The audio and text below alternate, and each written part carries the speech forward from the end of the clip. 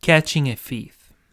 It was a sunny day in the small town of Millfield, and Detective Liam was enjoying his morning coffee when the phone rang.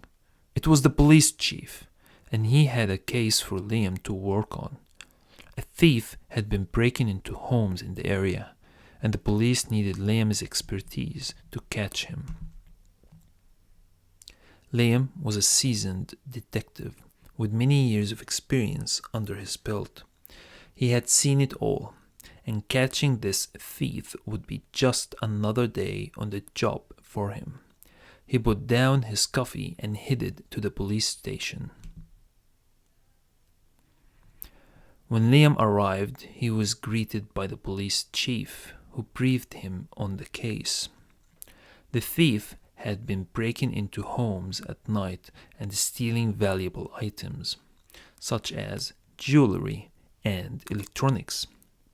The police had been staking out the area for weeks, but had yet to catch the thief in the act. Liam knew that catching the thief would be no easy task. He would have to think like the thief and anticipate his every move. He decided to start by talking to the victims of the burglaries to see if they had any information that could help him. The first victim Liam spoke to was an elderly woman named Mrs. Jenkins. She had been the victim of a burglary just 2 nights ago and was still shaken up from the experience. Liam sat down with her and asked her to recount what had happened.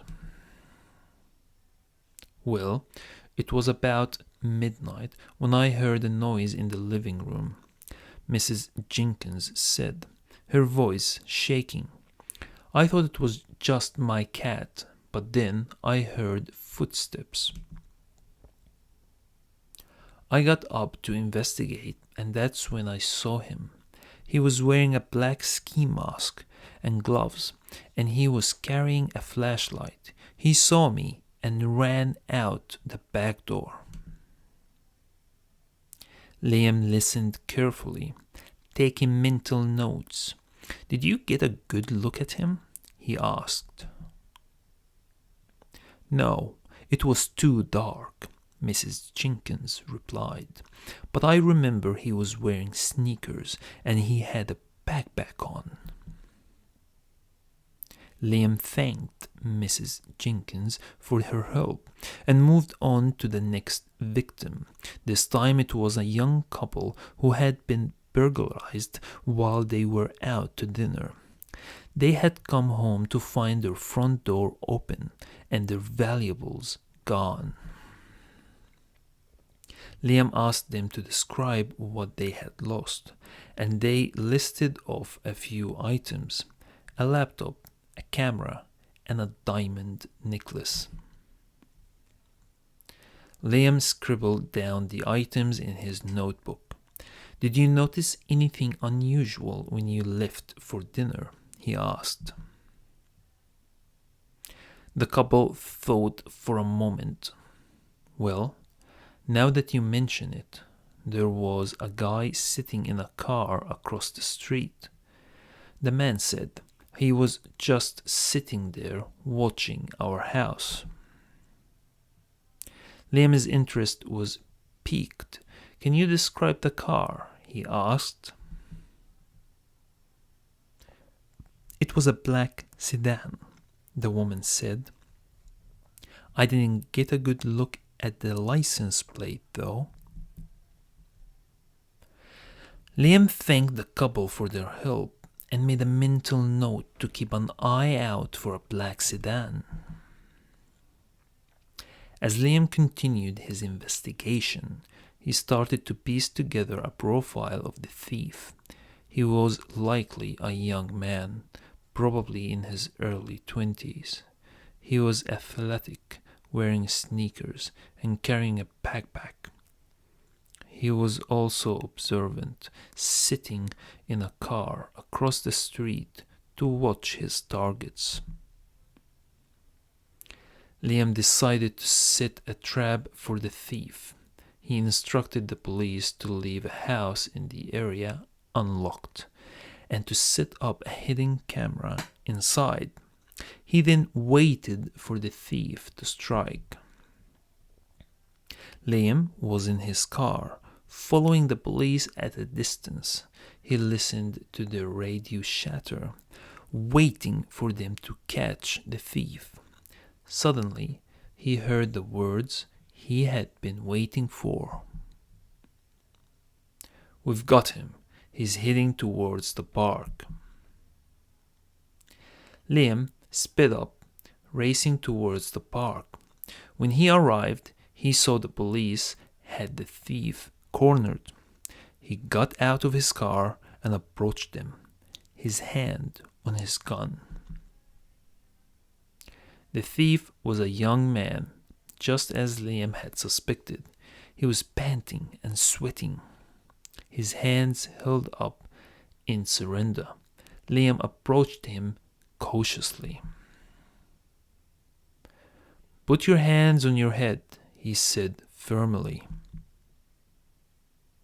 The thief did as he was told, and Liam approached him. He frisked him for any weapons and found none. He then cuffed the thief and read him his rights. As the thief was being led away, Liam couldn't help but feel a sense of satisfaction. He had caught the thief and brought him to justice. He had used his experience and intuition to solve the case and had made the town a little bit safer.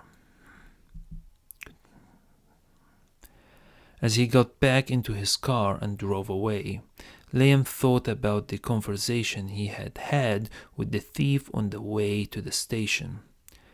The young man had been remorseful. He had explained that he had turned to burglary because he had no other way to make money. Liam couldn't help but feel a little sympathy for the thief. He knew that poverty and desperation could drive people to do things they wouldn't normally do. But he also knew that crime was crime, and that a thief would have to face the consequences of his actions. Liam arrived back at the police station, feeling tired but satisfied. He handed over the thief to the custody of the officers and made his way back to his desk. As he sat down, he couldn't help but think about the next case he would have to work on. Being a detective was a tough job, but it was also one of the most rewarding. Liam knew that catching criminals and keeping people safe was important work, and he was proud to be part of it. As he sipped his coffee, he couldn't help but feel a sense of satisfaction. He had caught the thief, and justice had been served. The end. Thank you so much for watching. If you enjoyed this video, please do not forget to hit the like button and share it with your friends and family. And if you haven't already, be sure to subscribe to our channel for more content like this. We'll see you in the next one.